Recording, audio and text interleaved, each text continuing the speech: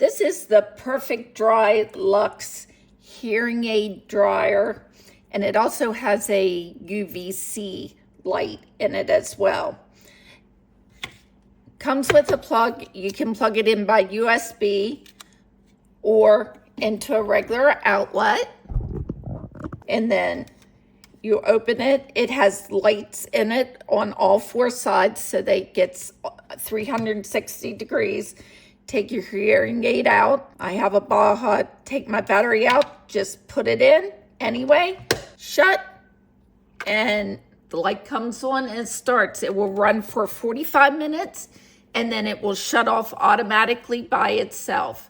It's that easy. That's all you have to do, and I love it. This is a 10-inch iPad, so you can kind of compare it to see what the size difference is. And I just let it sit on my counter all the time. When I come home, I stick my Baja in it, and before I leave, I grab it right as I'm going out the door.